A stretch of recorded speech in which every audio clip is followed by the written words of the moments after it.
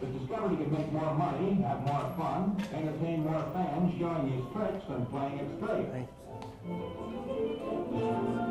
Hi. Two at a time.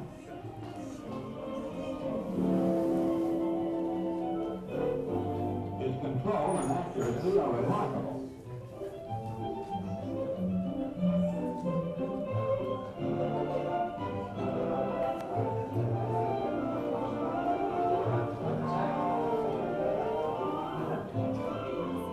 Now for twin ball pitching over the plate.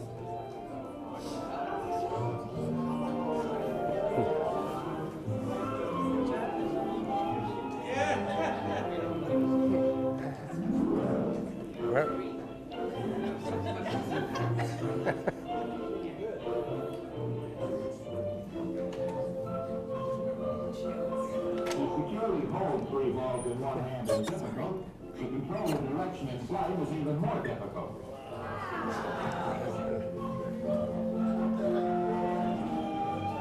And Give me all crisscross. Ambidextrous for sure.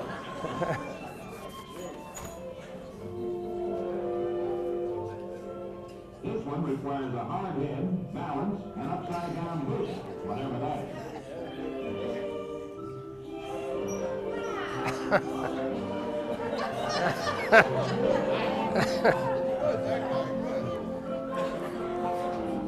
He starts his infield play near first base.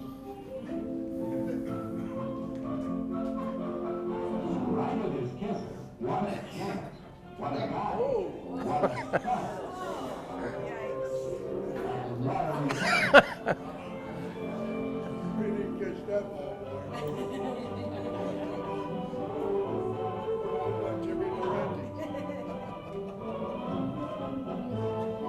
Catching the ball the hard way is nailed in for the out.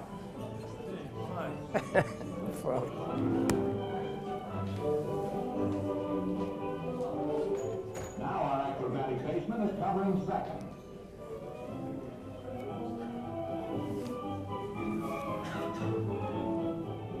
Catching the ball, he tags the runner out. And takes a somersault for luck. Now covering third. And covers the right word. Well, that's three out, Jackie. Your turn at bat.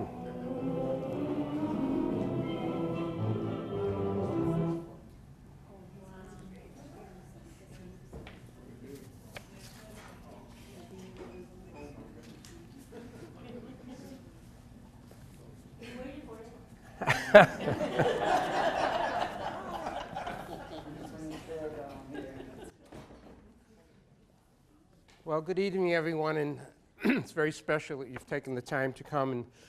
And we are honoring the families of 5 people who are associated with playing baseball. Bill Hawkins played for the Fall River Indians. The Johnny Hillman family. Could you raise your hands, Johnny Hillman family? Fred Lavoie family. Fred had a uniform, but he was the bat boy. Bino Strollo and his family. And from Dartmouth, Bob Tripp, who is not able to be here tonight for health reasons, but he's good enough to be able to watch it, and he's looking forward to the results. So.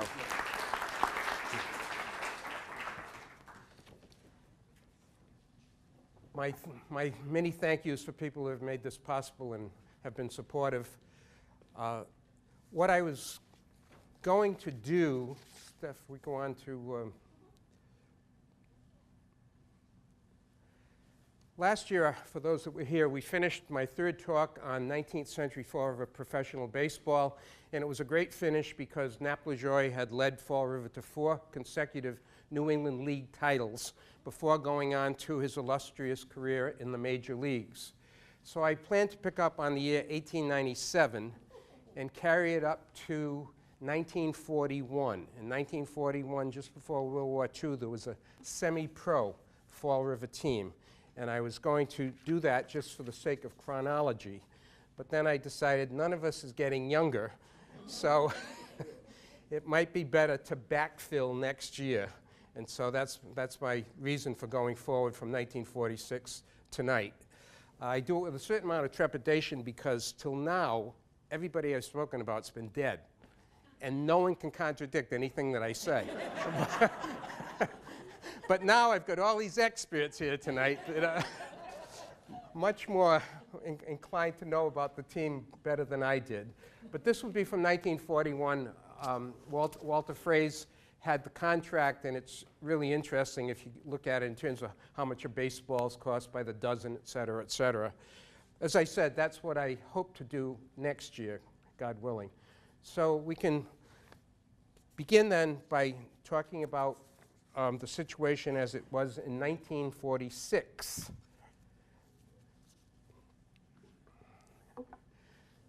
Wouldn't it be nice to have a Field of Dreams stadium in an idyllic setting nestled along the Quickershan with beautiful flowers? The Ferreira kids were out with buckets gathering blueberries and big berries. It just sounds so perfect, so nature beautiful. Well, maybe not, because in fact, Big Berry was a place of Depression-era sadness abounding. And the Quickershan itself was not idyllic, according to this report, far from it. Interesting, this study projected we would have 260,000 people in Fall River. I don't know what happened, but but the report of the Watuppa Commission in 1915 shows us that the Quickershan was not perfect. And so the mills with the privies and the stream really having been converted into open sewage. But even with that, there would be, boys being boys, a stream for summer splashing around. And so when you look at the kids doing this, the good news is none died. But years later, they had a very sobering reunion.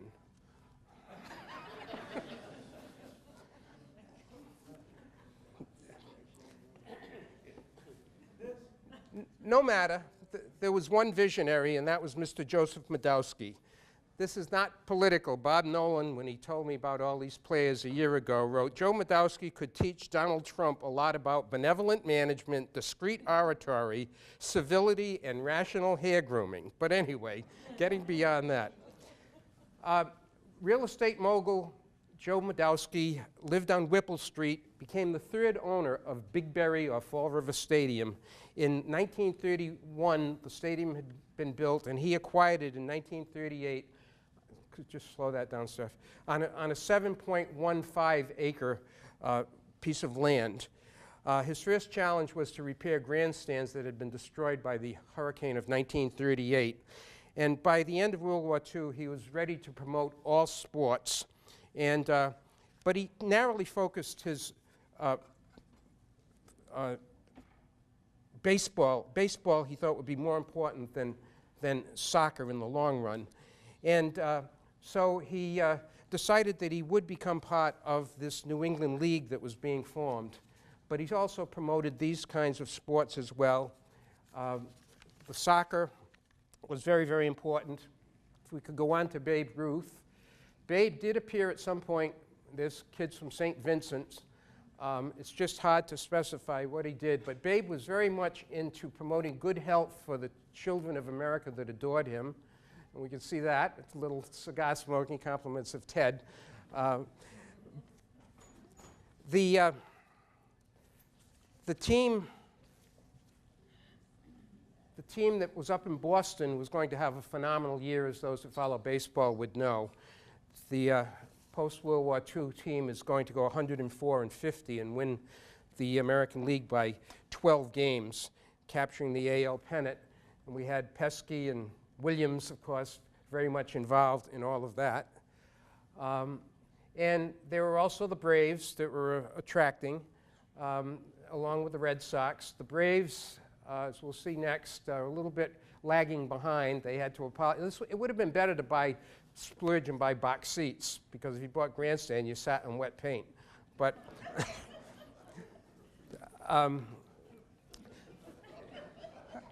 we really have to understand how good baseball players were at this time. There's only 128 position players in the major leagues other than pitching.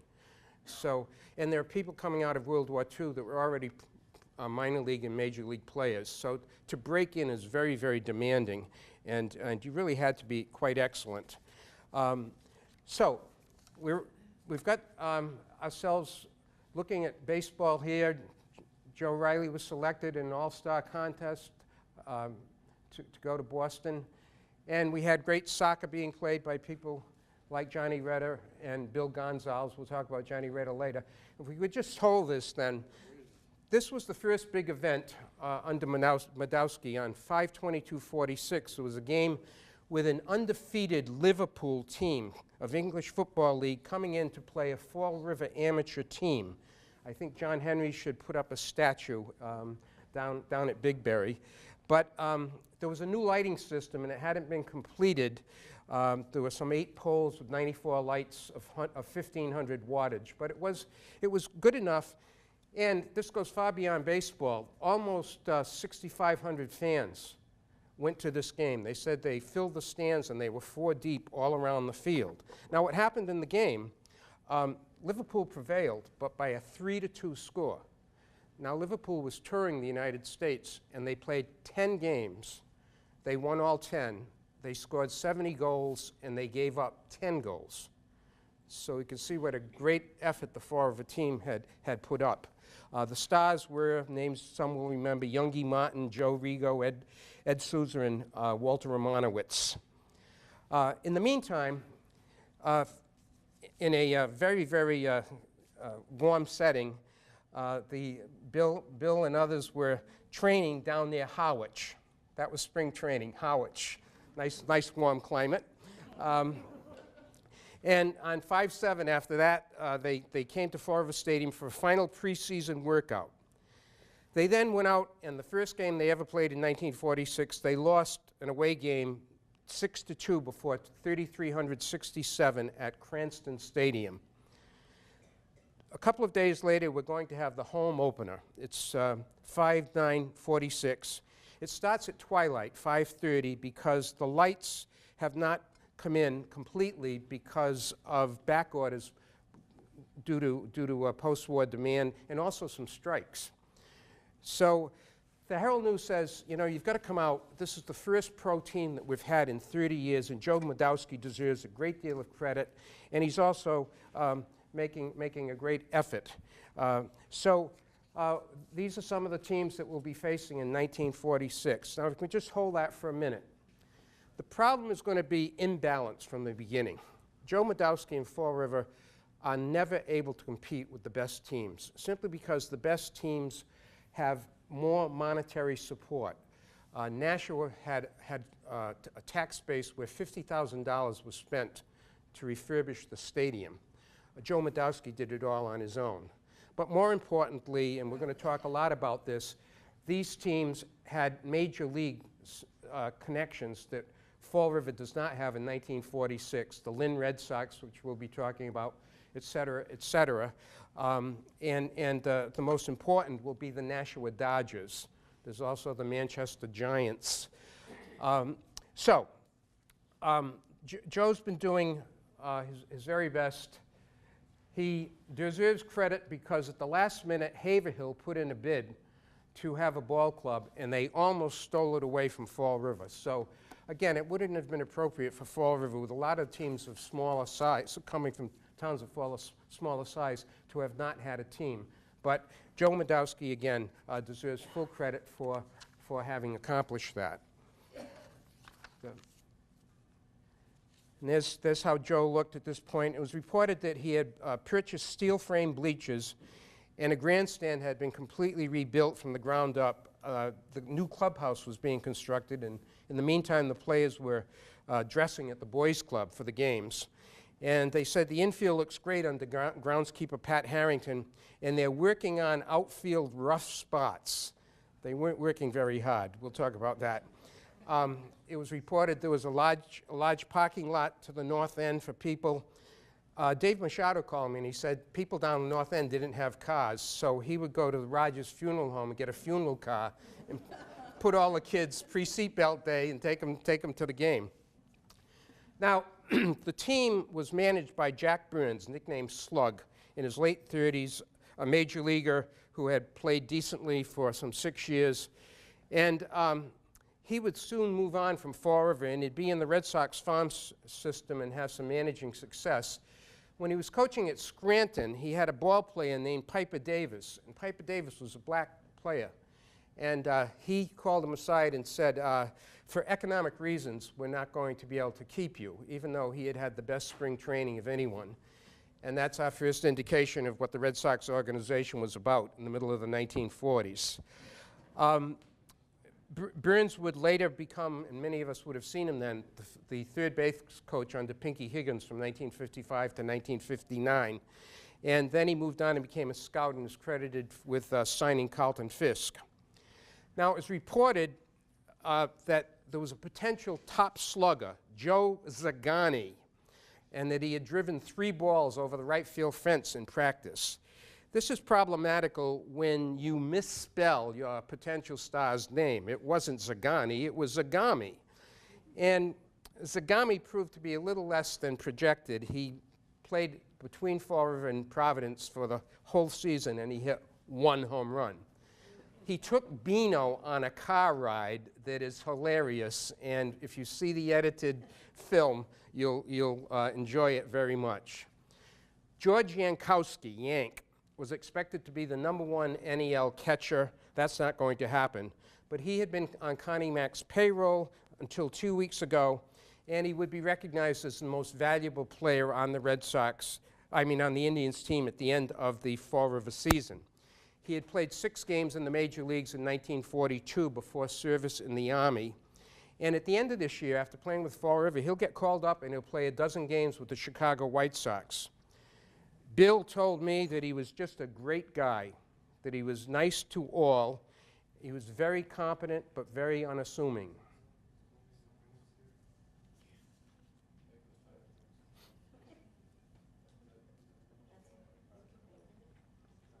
Okay? What else can happen? As long as this works. So now, Bino. Bino's the youngest kid in the league. He's just hold on. He's basically got CYO training, plus a little bit more than that. And Yankowski's this seasoned veteran. So they're going to have a fielding situation that Bino is going to explain between himself and Yankowski. How about George Yankowski? He went with the White Sox. Was he your best player? Oh, yeah. Good guy. Oh, huh? Good guy? Oh, yeah. Good guy. Oh, yeah, good guy, but I'll tell you what. He gave me hell, boy. You know the funniest part? You know, a guy hits a ball, he hits a nice line drive. You know? Oh, my head. And that drive in between the fielders. So the guys sit on the bases to make a, home run. Because like I said, there's no fence. You know? So the guy relays the ball to me. You know? And I get the ball, and I'm kind of far away, and I throw the ball. And you're out. There are these people all over the farm at the fence. Ooh, I don't know, the figure it out. So I go to the dugout, happy as a... Hey, Bino, don't do that again to me. He says, you want me to get me killed? He says, don't throw out a high fly no more. He says, the guy's gonna drop. I said, okay. I thought I'd done a good job. I'm going to put it, and I can't help.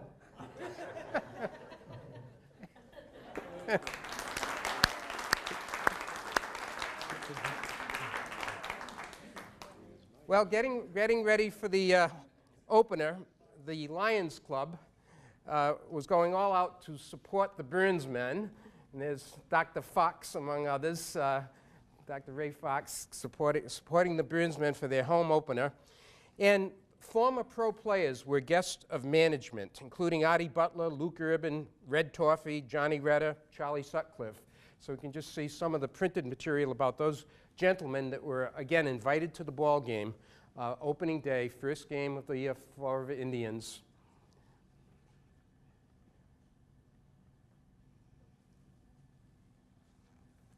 Now, they had come to watch the new emerging young talent in Fall River, people playing at the end of World War II on teams like this.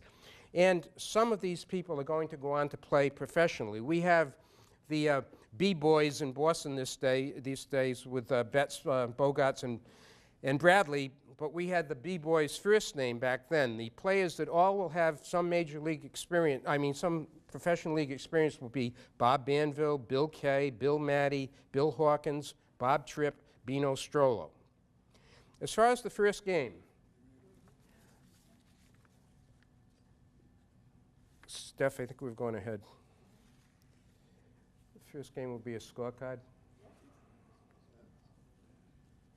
Oh, we got, yeah, we can show all of this.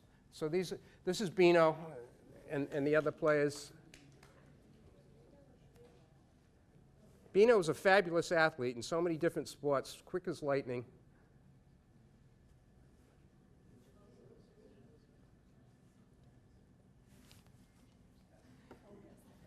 Bino got beaned. He used his head to break up a double play. Well, this is the scorecard from the very first game.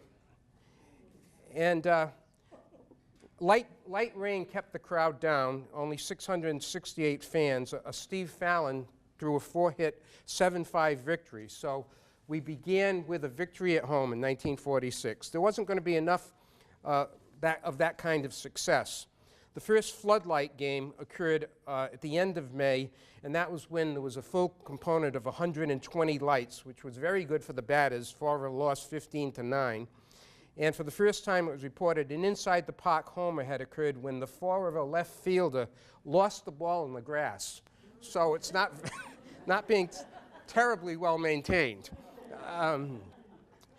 But as they play teams like Pawtucket, it's noticeable that attendance is lagging here in Fall River. Pawtucket at one point has 50,000 fans, and we at the same time have only a little over 11,000 admissions.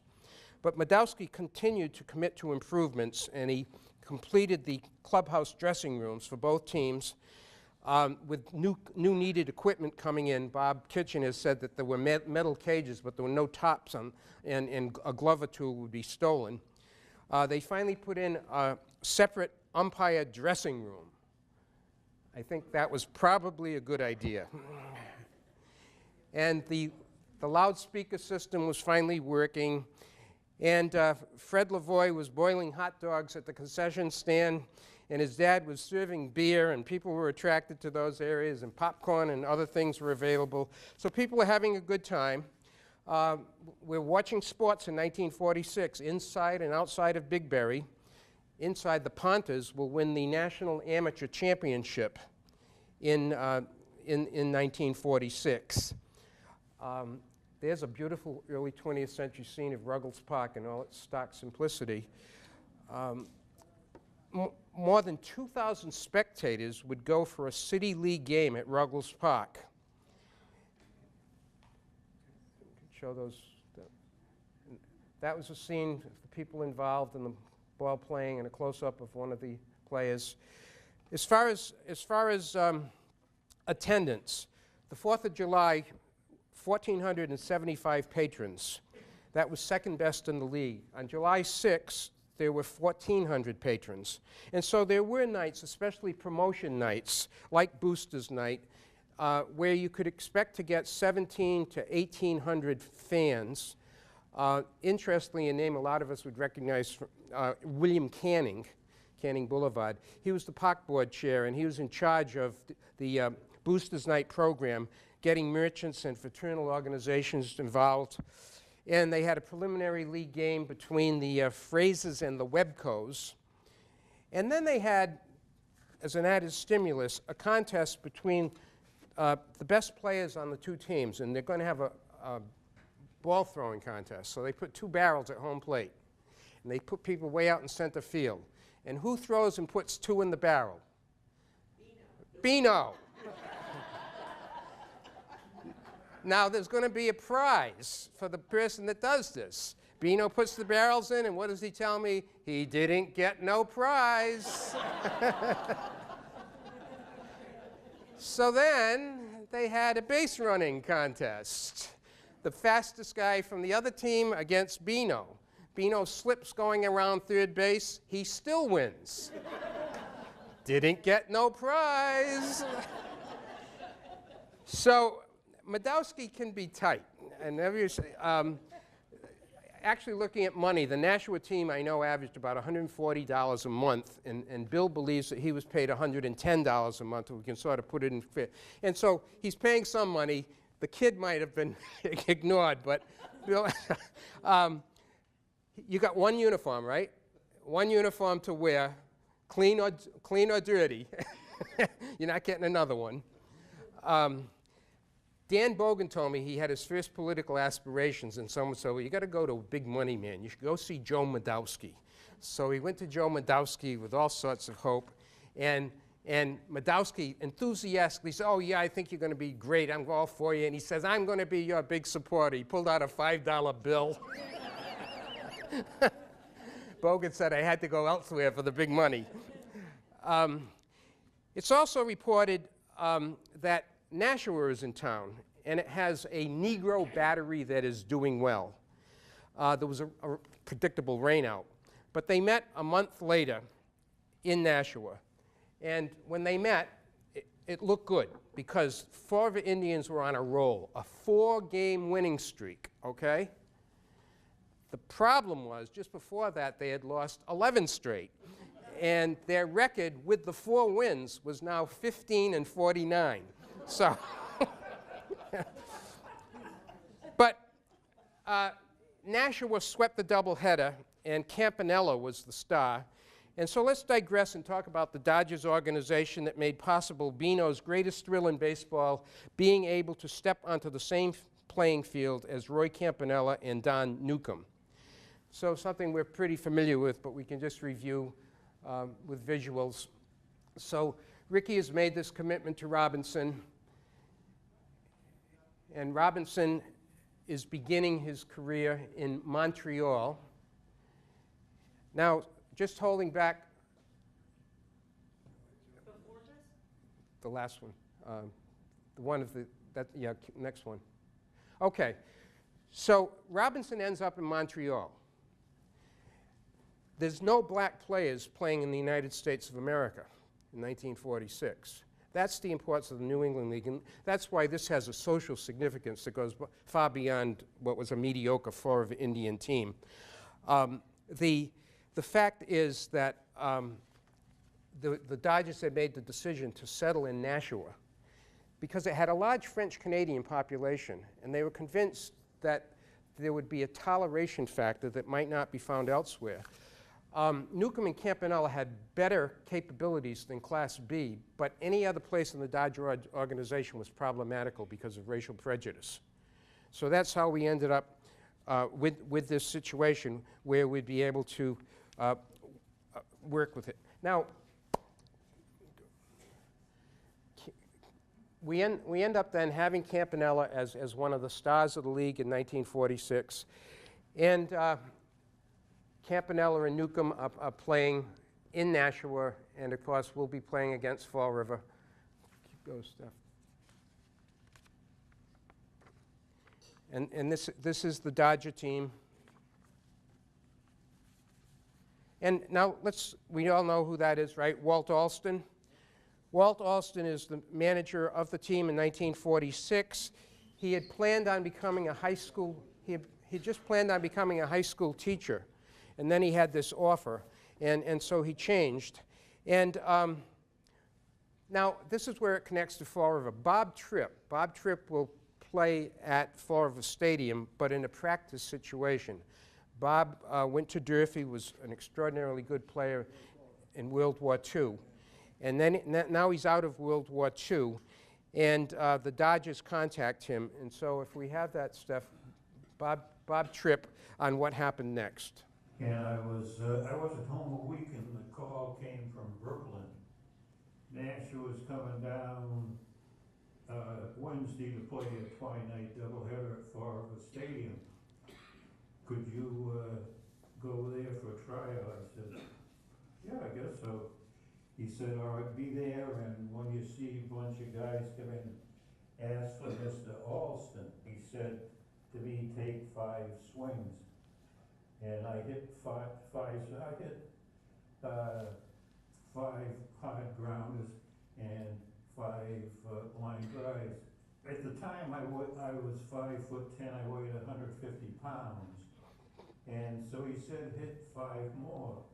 So on the 6th one, I hit it, out of the park, and it wasn't even close. And I heard one guy say to another, I told you.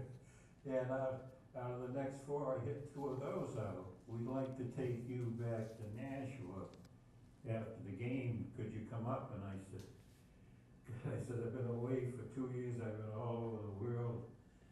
I said, I really don't want to play baseball. He said, no, you don't have to. Could you do it? So I said, yeah. Well,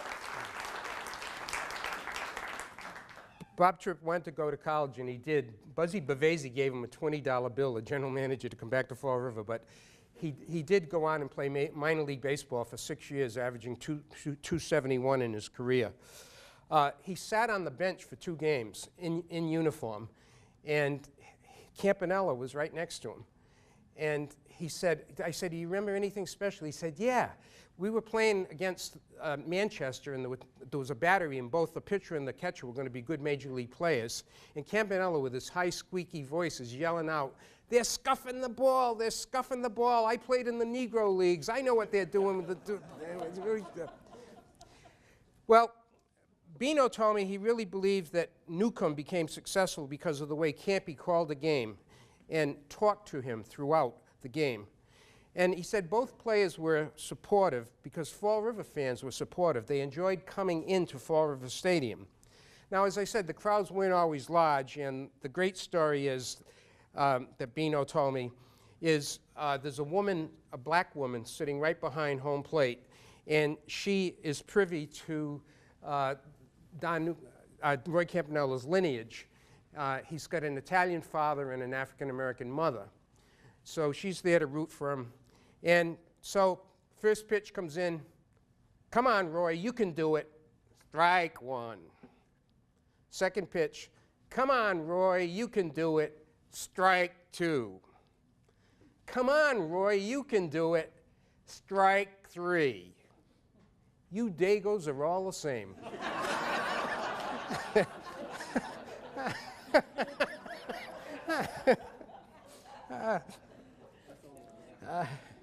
There's another nice story that was told me through Bob Dolan, that one of the players, as a kid, Campy recognized the Dodgers had a big lead, and it's a Fall River game, and he says, are you from Fall River? The kid's nervous coming up the bat. I don't know which one of you it was. And he says, timeout. And he goes out to the mound, and he talks to the pitcher, and he comes back and says, okay, kid, you're going to get a fat one right down the middle. And whoever it was got a base hit. Compliments of a sensitive Campanella. But less pleasantly, if we can go on to Nuke and the Dodgers again. Oh, yeah, we've got, oh, I'm sorry, stop. We got Newcomb on Campy, yes. Yeah. And that made me feel so wonderful, because that's when they stopped breaking the cones. Right, that's right. And it made me feel great. And not only that, he was a nice guy. He was a nice guy. What makes you say that? plate one time, well, I got a hit, it was a double or a triple off the right center field wall. He pitched, the guy was passing it out, he put a couple on my head, you know, pretty fast. I'll tell you, the batsman was flying this time. I think I short in my head. No, I said, come on, Rory, don't be like that. Just from the day on, he called me water boy. So, he was, and he was nice, and he would help you. Wait. Yeah, because, you know, you get the guys that you're playing with, they talk about him, they say, they help you, do this, now. He's a nice guy, boy, Roy's playing today. And you know, a lot of that was Roy, was a good teacher. Yeah.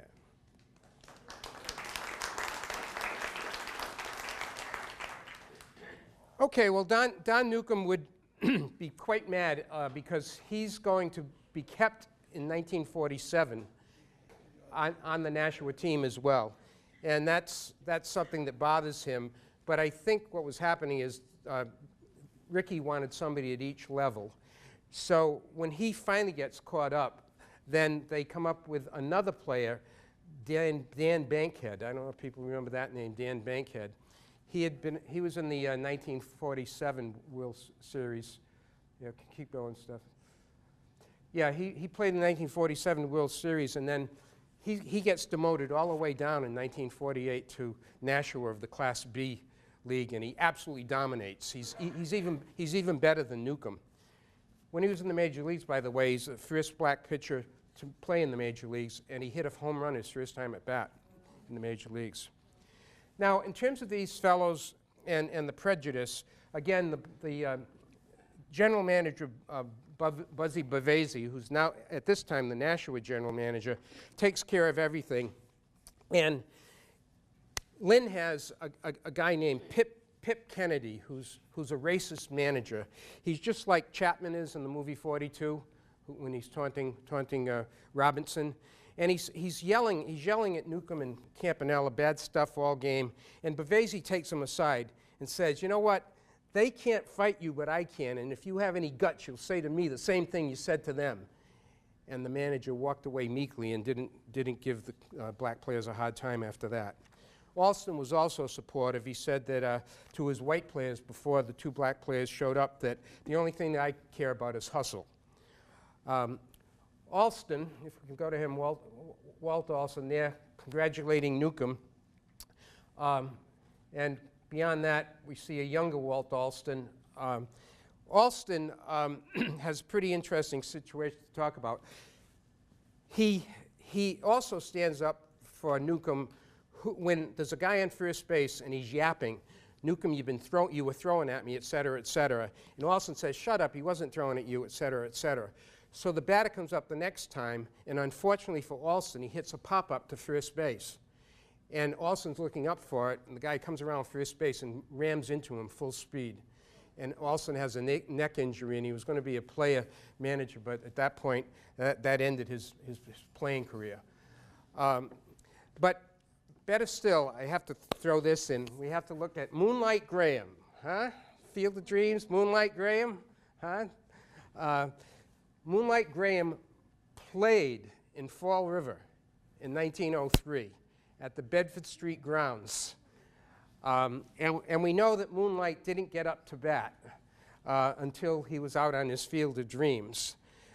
But Walt Alston was like Moonlight Graham.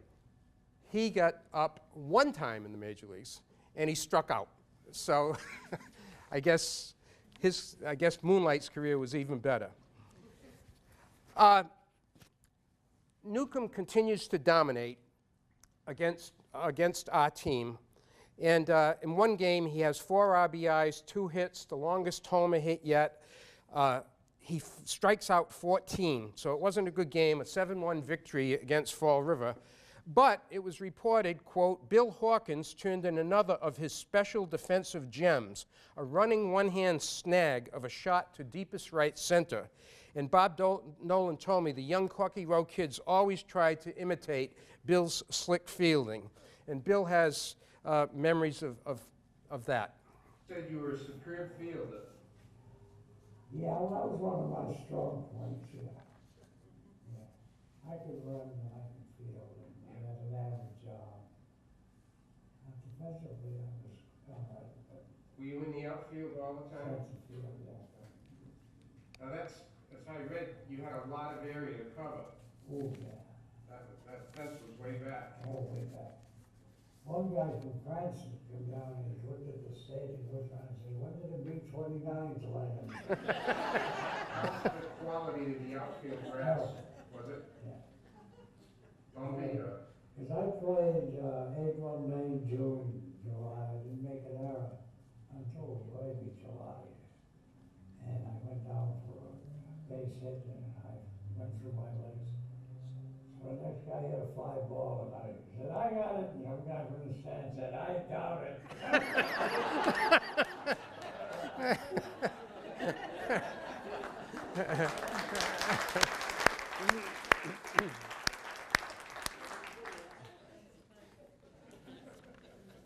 Well, for the rest of the 1946 season, it ended up that there was a playoff for the Governor's Cup. So winning the regular season, what is important is winning the playoff.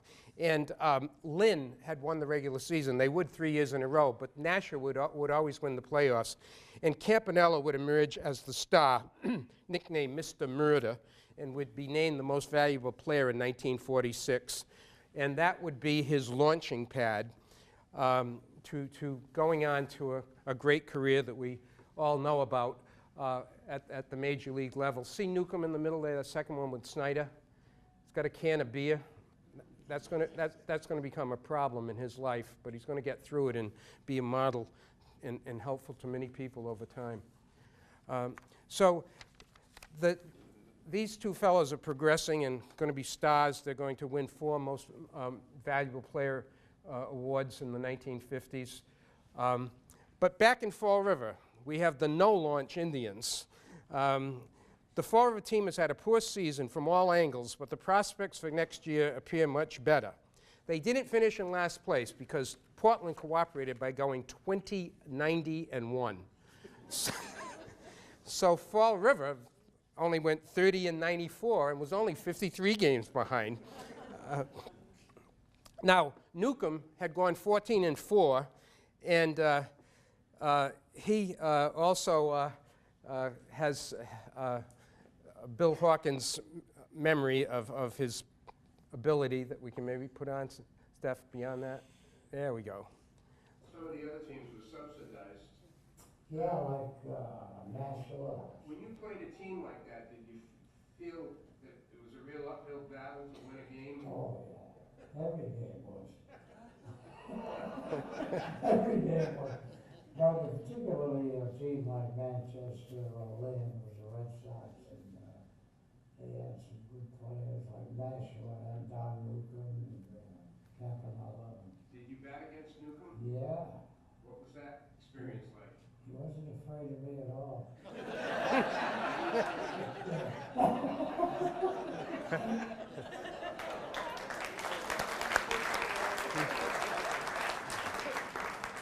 Well, we didn't have any Don Newcombs. We had 3 of the worst pitchers in the league. Our team ace was 6-18. Not too much talent. 70 players had tried out during the course of the season. One of them, Lawrence Wetterholm, very pious young man. He used to do sign of the cross when he went up to the plate. Batted .209, decided to be a priest and bless other people. Madowski was openly critical of Coach Burns at the end of this sour season, and Burns was not coming back. But a head scout for the Chicago White Sox came in, and it resulted in a connection. We had a guy from Fall River that worked for Judge Landis, and he was able to connect us, and Burns went to New York for a weekend. The Yankees and White Sox were playing, and so they had a plan, a projection. Chicago would help us. They would be bringing along Class D and C players this year and get them ready to send them to us in Fall River the next year. So they made a concession. Doesn't this guy look welcoming? This is Patsy, the head scout. He had actually signed Grover Cleveland Alexander to a $750 contract.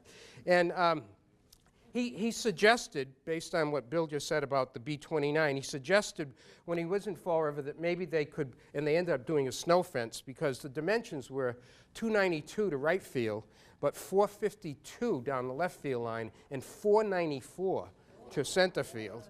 So, and so this is a picture of the long distance picture of the stadium. That Patsy said that he had played for Lynn also against Fall River at the Bedford Street grounds in 1909. And he said, Fall River is a good baseball town and Chicago needs a team in the East, and so it should be a perfect match. And so we can turn to 1947. And there's a great deal of optimism now that we have this affiliation with, it's sort of strange, the Indians are now affiliated with the White Sox. But we have a popular new coach named Joe Holden, and Madowski springs for more than $5,000, and the team goes to Maryland to work out and get ready for the season. So Madowski's in a spending mode. That's Johnny Hillman working the kinks out. And this is Whizzer White's father, who was playing, Whizzer White was playing this year for our team, and Nick Oliver, the Prevost baseball coach, and they're checking out the new screening that is of major league quality. So we've got everything ready. All we need is a lot of fans. The first game in 1947 will be away, and it will be at McCoy Stadium. And Madowski and the team will line up on the first base line before the Star-Spangled Banner, and throwing out the first pitch, probably underhanded, was this notoriously crooked mayor of Pawtucket, Thomas McCoy.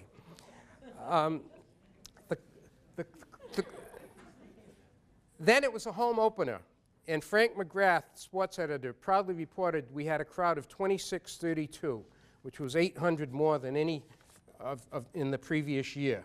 Unfortunately, there was a 7-1 loss, and the same day the sport headline was Sox win on home runs by Williams, St. Hills Braves to night victory. Both teams now had lighting, and they were playing doubleheaders on weekends every Sunday. Bus excursions were becoming popular. You could listen to the big league games on radio. So there's simply a lot of competition for Madowski and his Fall River Indians. The next loss came with a big headline, Newcomb Clout in the ninth brings Nashua a 7-6 triumph, a monster home run, and it's a reminder that he's still with the team that he doesn't want to be with. He felt he should be at least in Montreal by that time. The finances are very tight at this time. Each team must have at least 4 rookies to keep down payroll. And Madowski's really getting tight. Madowski gives warning, right? Baseball Steelers. You catch a foul ball, you're supposed to return it.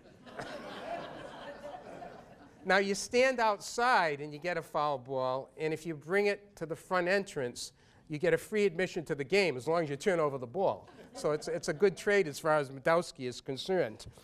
Madowski does not care too much about kids skipping into the game. It doesn't seem that really bothered him, and a lot of people did it from Corky Row, right, Mr. Taylor? But you had to be agile. You couldn't fall into the canal water that went along near the stadium. Anyway, what happens right away? Rain, rain, rain. 6 games washed out in an 8-day period. The pitchers, once the games start, are overworked. There's 6 straight losses. One of the good things about 1947, a big attraction, as explained especially by the men that I talked to, is we have a Clint Dahlberg, and Clint Dahlberg's called Timber, and he's 6'3", and Crash Davis from Bull Durham is also playing in the New England League, and he and Dahlberg have about the same statistics. Dahlberg ends up hitting 24 home runs in 1947. They said the kids used to stand on the right field fence when Dahlberg was up. He had the advantage as a left-handed hitter because of the short fence in right field. But nevertheless, he's a power hitter, and Dahlberg would advance to Double-A and hit 32 home runs in 1949. That was as far as he got. One of the other players that was on the team, and I remember Tommy Hurd. Tommy Hurd was a shortstop, but he had a good arm, and they converted him into a relief pitcher, and he played for the Red Sox in the 1950s. So one of our few players to make it to the major leagues. Headline, Fall River White Sox tie-up not getting desired results. The manager, Madowski, Frank McGrath all say there's no decent pitcher on the staff. The White Sox keep sending players at Madowski's travel cost expense who still belong at the Class C talent level. So by the time they get the first win, there's only 687 fans. And things did not improve much throughout the year. At least at the season ending, there was an award day honoring Joe Holden. And that would be the next one, Steph. No, yeah, that was an old one about Clint Dahlberg. But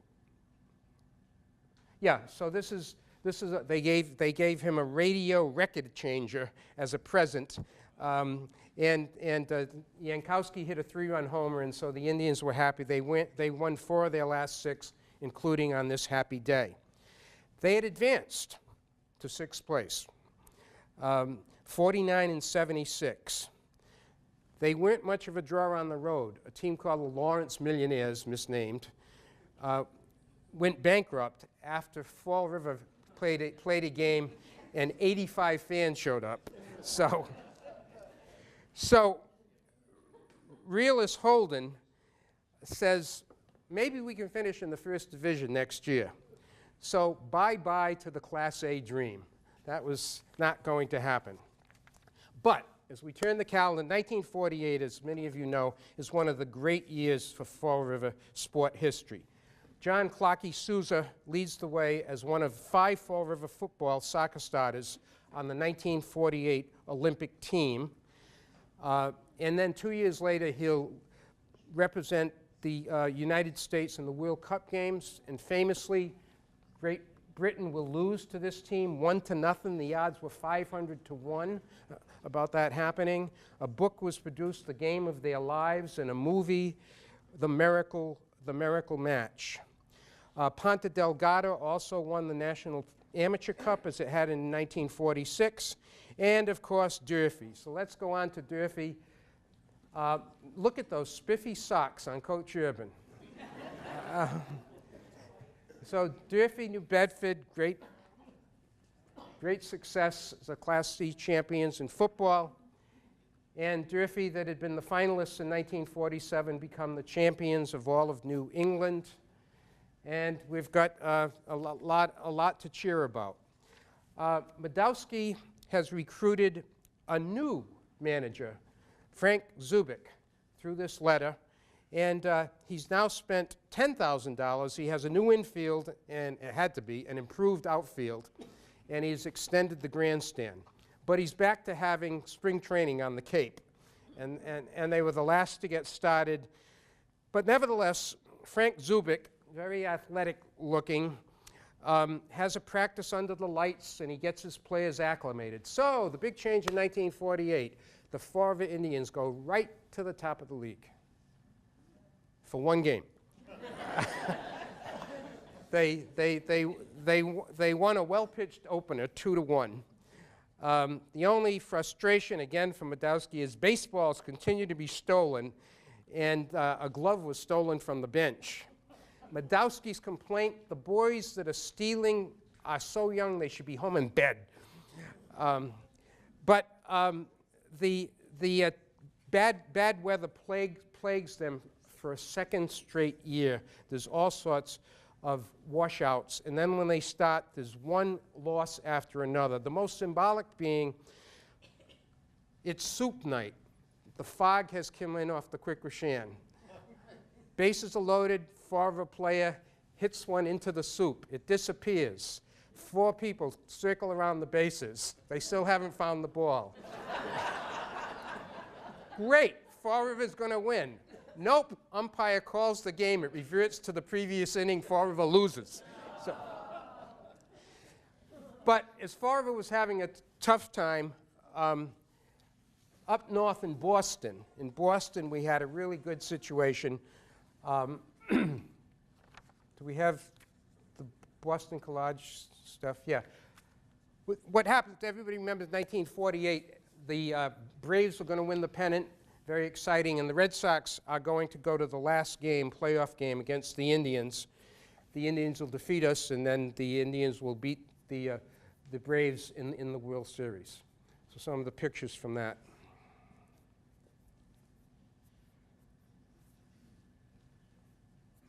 Spawn insane and pray for rain. There's the price structure.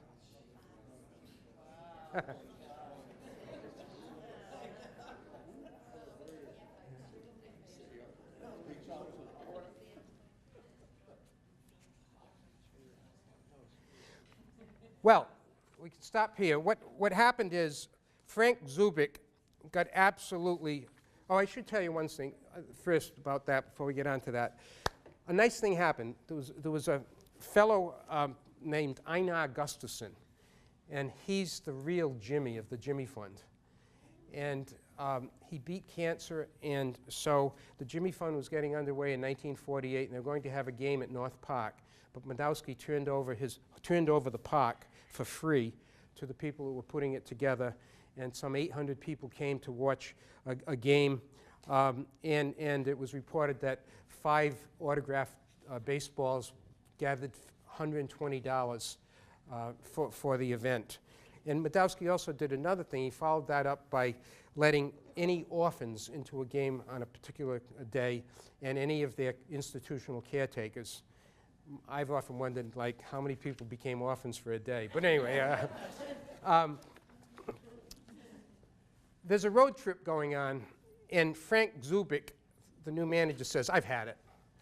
I've got all these players that are terrible. There's no talent. I have no chance to demonstrate my ability. I'm leaving the team.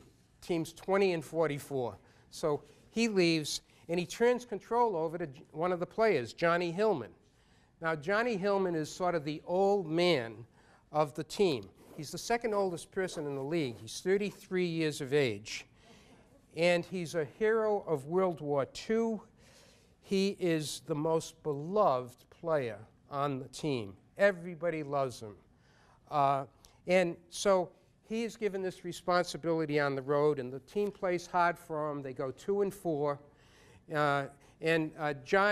John was a great all-around athlete. This is the squash trophy that he won on several occasions as the Y champion during the 1950s.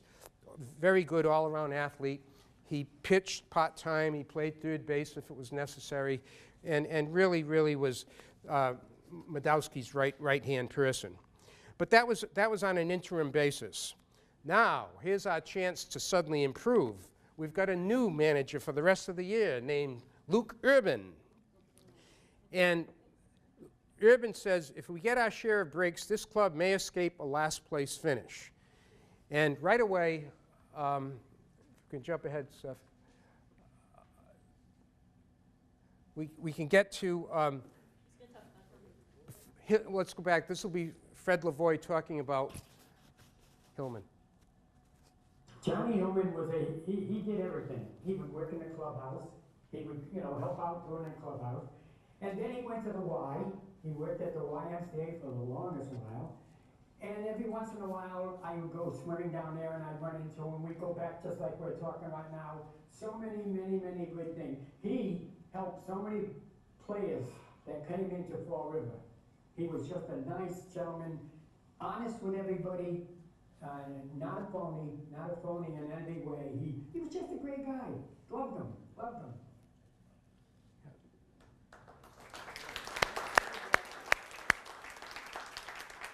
So Lukey started, and there was a great deal of excitement. We'll get some more pictures of a young Luke Urban.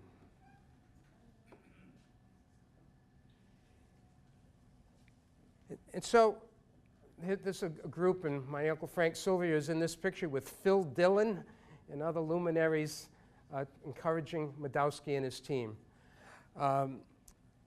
Urban wins the first 2 of 3 that they play under him. And the first night draws 922 fans. It's the best turnout in several weeks. And they said Urban got a, quote, enthusiastic reception as he took his place as third base coach. Luke contributed a lot of color with his gestures and was a pepper pot throughout the game. He set a good example running back and forth from the third base to the dugout. The next day, Sunday, boiling hot day, doubleheader, but competitive. They lose the first game by a run. They win the second game by a run. So they've won those first 2 out of 3, close, scrappy efforts, typical Urban fashion. Frank McGrath, the Indians are showing a lot of hustle and aggressiveness, and their spirit is higher than any time this season. They're winning back a lot of their old supporters and some new ones. Pipe dream. In the long run, there's a lack of talent, and Fall River basically gets walloped by teams like Lynn, featuring home runs by Dale Long. And they didn't improve much the rest of the season under Coach Urban, finishing 38-87. At the end of this trying season, this will shock you, in the final day, an umpire threw Luke out of the game for his persistent, challenging remarks.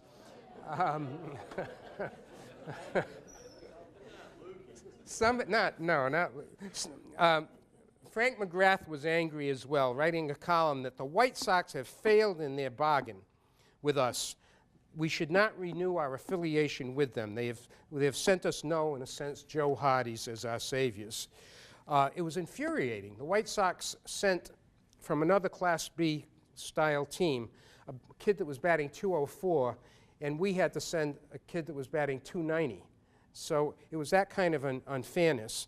And so it's a sour ending. A good baseball city has been ruined, but only temporarily, as Frank McGrath concludes in 1948.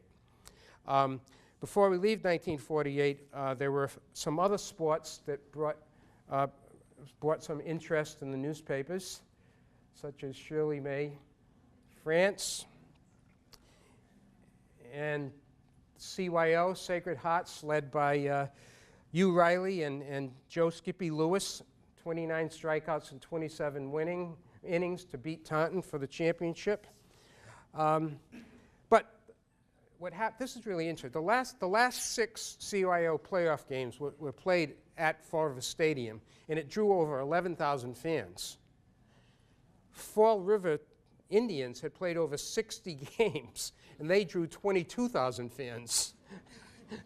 So the CYO kids in 6 games had half as many as the Indians. Not a good sign, especially when we averaged 155 fans for each of the last half dozen games. So, could it get better in 1949? Well, the great interest, of course, was going to be in Boston. This is the famous summer of '49. The Red Sox have Vern Stevens now backing up Ted Williams. It's a classic confrontation throughout the season, and it ends, of course, on a disheartening basis for Red Sox fans. But again, it was very so people focus on that. The lead historian, Charlie Beavis, my friend of the New England League, would write in his standard account of the New England League, Fall River was playing in a crumbling inner-city facility at a time when people were moving to the suburbs, the people who could most afford to pay. And he noted that there'd be a sports schedule in 1949 listing the night's events, and the CYO games would be listed, and then the Girls Playground League softball games would be listed, and then the Indians would be listed. So, but there's one optimist, and it's Frank McGrath, Pat. He predicts, in a cheerleading way, a new deal for 1949 because we don't have the White Sox albatross on us anymore. We got a new manager. He doesn't project strength or inspiration. His name is Wiggles. They split they split away in 1949, and now it's going to be the excitement builds for the first home game in 1949. Madowski's just out of the hospital. The New England president is there. And as usual, a former ball player, now Mayor Bill Grant, has enjoyed preparing to throw out the first pitch of the home opener. Maybe they should have kept him in as the full game hurler. There were early Pawtucket home runs over the left field snow fence and over the scoreboard in center field, etc., so that at the end of 6 innings, the score was not in our favor. We were down a mere 14-1. A fan yells at Wiggles, "People are leaving in droves." Wiggles, "I don't blame them." So that was what happened. The team bumped along at under 500. Madowski tries his best promotions, not whole day game, kids under 12 for 9 cents. Father and son night, kids under 12 for free. The Warren Indian Band with Indian headdresses and baton twirlers. All of this was an attempt to fight reality. One of the most unusual developments was when Madowski brought in 300 orchids from Hawaii for a ladies' day. But the weather was rotten, and the game was called in 5 innings, and the women didn't attend. So the flowers and the team wilted. This was a Depression year. Textron was pulled out of Nashua by Royal Little. Providence was the first team to fold, and all the other owners, including Madowski, had to put $700 apiece to pay the defunct team's bills. So this doesn't look good. And finally, we have one more Boosters Day promoted by the mayor, and almost 1,500 fans show up, but the next day it's back to 461. Madowski says, "You know what, if I can only get more fans to come, maybe I can get a major league affiliation with someone besides Chicago, and we can go on for 1950. But the Herald News readers know that the writing is on the wall. Things just haven't played out well. And all of a sudden, observant people read that Madowski's booked a water show. It's scheduled the same time as a New England League game is supposed to be played. So the water show went on, and gorgeous bathing beauties supplanted baseball and batters. Fall River lost its last game at home, 9-4, and then went on the road. And on July 19th, they played at Nashua and predictably lost. The headline on 7/20/49 was, "Fall River no longer is in an organized baseball," as pro ball that had played intermittently for 3/4 of a century came to a sad ending. Looking overall at the team performance, if we can, basically they had been able to win about 1 out of 3 games in the time that they competed. They played against superior talent, as the next slide will show. All of these players, you recognize many of them, played against Fall River, again, for the subsidized teams. And they were just a notch better than the Fall River players. Now, Joe Madowski had to sort of fill the void, and we all have stories about what they did. There was the circus, there was rodeos with Big Sid the Bull, there was soccer, softball, Eddie Fainer's king in his court, and if Bill Veck batted a midget, our Fall River version of Veck, creative owner Madowski, would bring in midget racing cars. Stephanie didn't understand this. She thought that Madowski brought in midgets to race. Now, even in a politically incorrect age, I don't think 50 Tom Thumbs running around Forbes Stadium would have.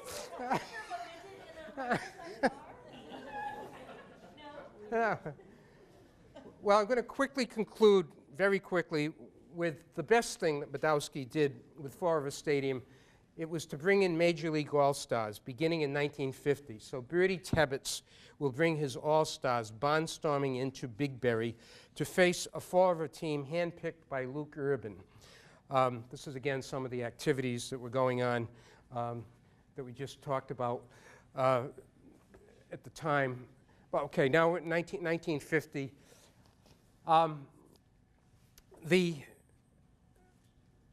There's Bertie Tebbetts, and he was signed very interestingly by a man, anglicized name of Gene Dubuque.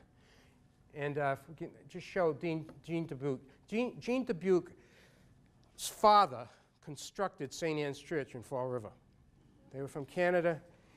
He learned to pitch around South Park.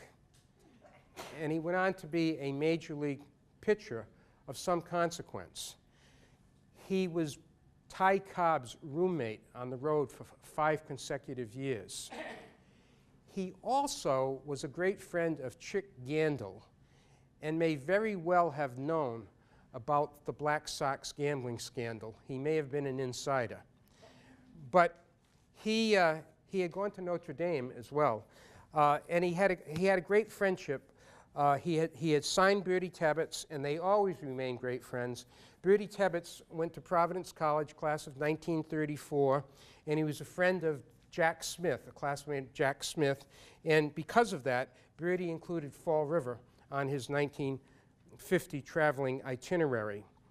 The previous season, 1949, had ended when Bertie had popped up with a man on base and the Red Sox behind 5-3 in the playoff game, and that had ended the season. The Yankees in the one-game playoff had defeated the Red Sox for the pennant. The major leaguers arrived after, and the star of the team, one of the stars, was Lopatinsky, shortened to Eddie Lopat. Now, what happened is, maybe because he didn't want to get his players hurt, the deal was you get the best Fall River players and you give them a major league pitcher. So Eddie Lopat is going to pitch for Fall River against his fellow major leaguers, and that will sort of balance things off a bit. Lopat was called the junk man because of his slow mix of pitches. Ted Williams called him that bleeping Lopat. He had a tough time with him. And Lopat, Lopat was one of the big 3 that were going to win 5 straight pennants for the Yankees. He's the 4th best pitcher in the year coming into Big Berry, and the next year he's going to be the 2nd best pitcher in the American League. So he's a real star, and he's playing on the team, the Fall River team. Luke Urban and all the Fall River players would say he's an easygoing Yankee southpaw. You couldn't find a finer fellow. As for the game itself, it was enlivened. There's Yankowski with Lopat, and Max Patkin, the famous clown and contortionist, was involved at the game.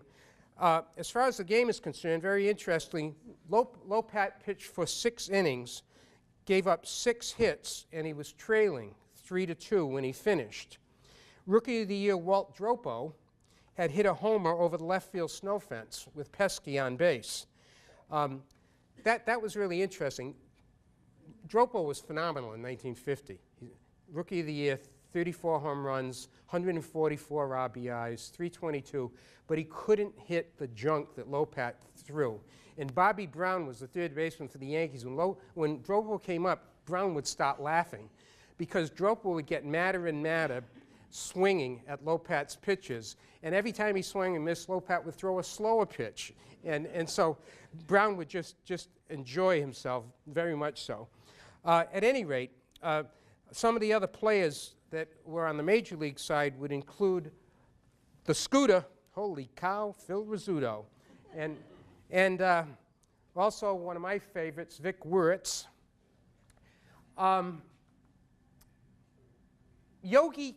Yogi couldn't make the game, and he must have heard good things from Rizzuto and the other players So he decided, you know, I got to make amends. I got to find my way to Fall River. And so at a later day, he did. And there he is, and there's Skippy. Now take a good look at the lower part of this picture. There is two baseball fans out on the West Coast, and this must have gone out UPI or something, but they said they were inspired by this picture. And so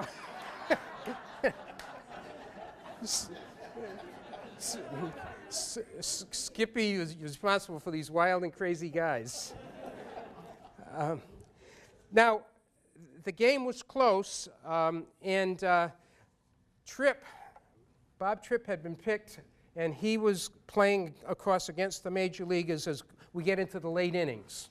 Joe Coleman was pitching. We got to the 8th inning, and somehow it's tied 3-3, and I'm leading off the 8th inning, and the same guy's pitching, and I guess he figures all he's got to do is throw it over the plate, and he's got out number 1, but it was right down the middle, and I hit it good, and I didn't need the short right field fence. It really went out, and I think the best part of it, the right fielder for the American League was Bob Kennedy, who later now became the general manager of the Chicago White Sox, and he said to me, "That was a major league home run, kid."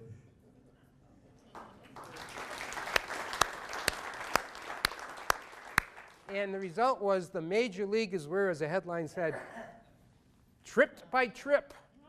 And so the Fall River team beat Bertie Tebbett's team, the only loss that Tebbett's would suffer in a 9-game swing around New England. Tebbett's, who had a degree in philosophy, would not reveal the name of 2 All-Stars. It's so intriguing. He said he had 2 guys traveling with him who were juvenile delinquents and moronic malcontents. So, but at any rate, there had been a good turnout, and we're going to sort of put this in present-day perspective. There were 3,276 fans came to watch this All-Star game, and this is what you would have paid back then, and this is the equivalent today. So to see, this would be half pay. Say Madowski kept half. This would be what Tebbett's and the players would earn. So each player would have gotten about a little more than $1,800 in our money to come to Fall River and play that night, which is a good amount of money, but according to what All-Stars make today, it's probably lunch money. At any rate, I'd like to conclude by going back to poor Wiggles. I made fun of him probably by only saying his nickname, but Wiggles was actually a fellow named Dick Porter. And Dick Porter was a very accomplished baseball player before he became a coach. He was 6.5 seasons in the major leagues, and he batted .308. And he had a long career in the International League that led him to be put into the International League Hall of Fame. He batted .363 and .376 in 2 separate seasons. So he had all these experiences with these big teams. And in 1952, Frank McGrath goes to a World Series game at Yankee Stadium, and he meets Dick Porter. And they have a conversation that is reported back to the readership by McGrath. And Porter said, "How's old Joe and Walt Fraze?" And he gave what I think is a fitting epitaph. He said, "I was never treated better anywhere and never worked for a better man than Joe Madowski. Baseball could use more Joe Madowskis, and it's too bad the New England League could not have been held together." I think we would all agree. Thanks very much.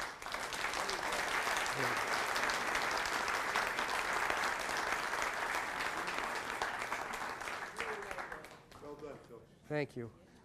I usually take questions and answers, but I'd much prefer to have you ask the players something. And or do you have any questions you'd like to ask me or the players? What's the pay scale? Well, the pay scale was, again, Campanella was the highest paid in 1946, $185 a month. He had been making $600 playing in the Negro League. So to go in to play white baseball, he was taking a cut. Well, I think I said Bill thought he made about $110 a month, Bill? Yeah, so. Joe Pager. That's what you all know waiting for, Joe Pager. The what? I said if Joe Madowski worked for Joe and you offered him that money, he pays you. He didn't know anybody when he got Right. Yeah.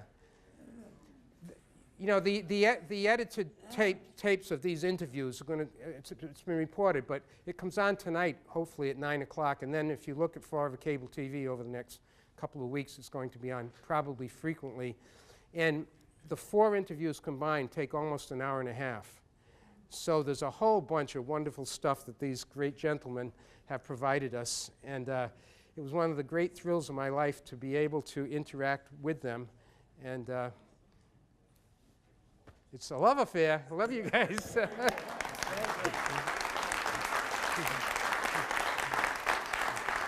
Right.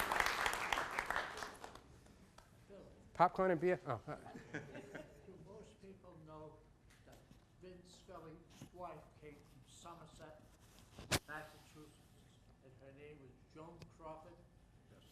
And when she died, I had breakfast with him at Eddie's funeral in Magoni's. And Vin Scully is still announcing? Yeah. Vin Scully is still announcing, right? And he's a Fordham guy. He's a Fordham guy. Yes, Skip. When Vito's throw got hit in the eye, I was a youngster at that game. He was trying to break a double play, and he jumped up in the air. The second baseman threw the ball hit right in the eye. And I thought it was devastating. Ambulance, everything. I was there. It was unbelievable. Bino used his mean. But he was a great CYO player, right? He played football for Diamond. I said, how'd you go to Diamond? I thought you went to Deerfield. I never felt my teeth for 1 year after I got hit in the eye. But he played football. He was a great basketball player. Fast enough to supposedly have won a prize.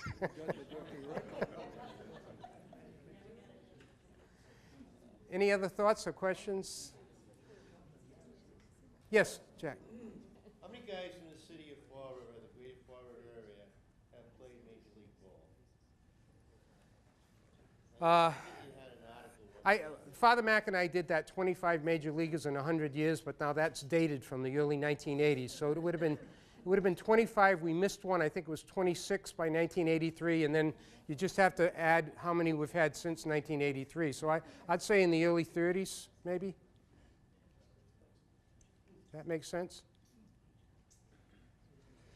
All right, you've been patient on a summer's night. Thank you so much. Thank you.